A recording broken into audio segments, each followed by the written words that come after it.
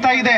ಆದ್ರೆ ಕಾಂಗ್ರೆಸ್ ಸರ್ ಅವರು, ಗೋಪಾಲಸ್ವಾಮಿ ಸರ್ ಮತ್ತೆ ನಗರಸಭೆಯವರ ಪ್ರಯತ್ನದಿಂದ ಈ ಚಿತ್ರದುರ್ಗದ ಮೊದಲ ರಾಜ ನಾಯಕ ಅರಸ ಮತ್ತಿ ತಿಮ್ಮಣ್ಣ ನಾಯಕರ ಒಂದು ಸರ್ಕಲ್ ಇವತ್ತು ಸ್ಥಾಪನೆ ಆಗಿದೆ.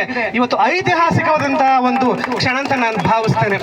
ಯಾಕೆಂತ ಹೇಳಿದ್ರೆ ಆಂಧ್ರದಿಂದ ಬಂದ್ಬಿಟ್ಟು ವಿಜಯನಗರ ಸಾಮ್ರಾಜ್ಯಕ್ಕೆ ಬಂದು ನಂತರದಲ್ಲಿ ಬಿಳುಚೂಡು, ನಿರ್ತಡಿ, ಮತ್ತಿ, ಹಿರಿಯೂರು, ಚಿತ್ರದುರ್ಗಕ್ಕೆ ಕೊನೆಯಾಗದಾಗಿ ಬಂದವರು ಸಂಸ್ಥಾನವನ್ನು ಸ್ಥಾಪನೆ ಮಾಡಬೇಕಾದ್ರೆ ಮತ್ತಿ ತಿಮ್ಮಣ್ಣ ನಾಯಕನ ಶೌರ್ಯ, ಸಾಹಸ, ಆತನ ಧೀರೋದಾತ್ತತೆ ಎಂಥದ್ದು ಅಂತ ಹೇಳ್ಬಿಟ್ಟು ನಾವು ಗಮನಿಸಬೇಕಾಗುತ್ತೆ.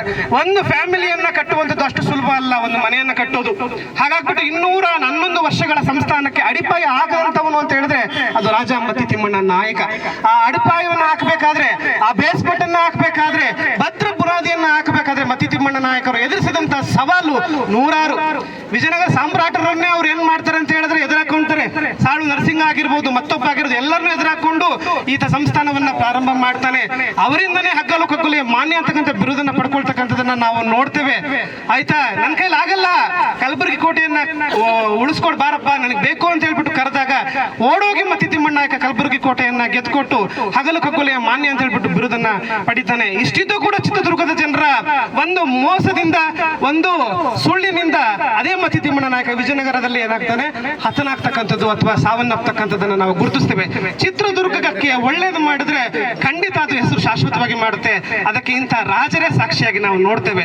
ನಮ್ಮ 13 ಜನ ಅರಸರಲ್ಲಿ ನಾಯಕ ಅರಸರು ಇವರು ಪಾಳೆಯಗಾರರಿಗಿಂತಲೂ ದೊಡ್ಡವರು. ಇವರು ಶ್ರೀಮನ್ ಮಹಾನಾಯಕಾಚಾರ್ಯ ಅನ್ನುವಂತಹ ಬಿರುದನ್ನ ಇಟ್ಟುಕೊಂಡು 211 ವರ್ಷಗಳ ಕಾಲ 13 ಜನ ನಾಯಕ ಅರಸರು ಚಿತ್ರದುರ್ಗ ಸಂಸ್ಥಾನವನ್ನು ಅವರು ಆಳ್ವಿಕೆ ಮಾಡಿರ್ತಕ್ಕಂಥದ್ದು.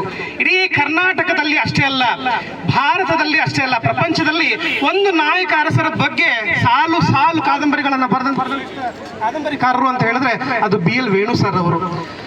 ಚಿತ್ರದುರ್ಗಕ್ಕೆ ಅವರು ಸೇವೆ ಮಾಡಿದ್ದಾರೆ, ಅವರ ಹೆಸರನ್ನ ಶಾಶ್ವತವಾಗಿದೆ. ನನ್ನೊಂದು ಆಸೆ ಏನಪ್ಪಾ ಅಂತಂದ್ರೆ ಅವರು ಜೀವಂತವಾಗಿದ್ದಾಗಲೇ ಇನ್ನು 4-5 ಜನರ ರಾಜರ ರಾಣಿಯರ ಸ್ಮಾರಕಗಳು ಚಿತ್ರದುರ್ಗದಲ್ಲಿ ಸ್ಥಾಪನೆ ಆಗಬೇಕು ಅವರ ಕಾಲದಲ್ಲಿ ಅಂತ ಹೇಳ್ಬಿಟ್ಟು ನಾನು ಆಸೆ ಪಡ್ತೇನೆ. ನೆಕ್ಸ್ಟ್ ನಮಗೆ ಭರಮಣ್ಣ ನಾಯಕ ಆಗಿರಬಹುದು, ಹಿರೇ ಮದಕರಿ ನಾಯಕ ಆಗಿರಬಹುದು, ಗಂಡೋಬಳವ ನಾಗತಿ ಆಗಿರಬಹುದು, ಇವರೆಲ್ಲರ ಸರ್ಕಲ್ಗಳು, ವೃತ್ತಗಳು ಮತ್ತು ಪ್ರತಿಮೆಗಳು ಸ್ಥಾಪನೆ ಆಗಬೇಕು. ಇದು ನಾವು ಹೇಳೋದಲ್ಲ, ಇದು ಅವರ ಹಕ್ಕು. ಅವರು ಈ ಸಾಮ್ರಾಜ್ಯವನ್ನು ಕಟ್ಟಿದ್ದಾರೆ, ಇತಿಹಾಸವನ್ನು ನಿರ್ಮಿಸಿದ್ದಾರೆ. ಅದನ್ನ ಉಳಿಸುವಂತಹ ಒಂದು ಜವಾಬ್ದಾರಿ ನಮ್ಮ ಮೇಲಿದೆ. ಕೇವಲ ನಾಯಕರಿಗಷ್ಟೇ ಅವರು ಅರಸರಲ್ಲ, ಅವರ ಆಳ್ವಿಕೆಯಲ್ಲಿ ಎಲ್ಲಾ ಜಾತಿ ಜನಾಂಗ ಧರ್ಮದವರು ಕೂಡ ಕೆಲಸ ಮಾಡಿದ್ದಾರೆ. ಹಾಗಾಗ್ಬಿಟ್ಟು ಈ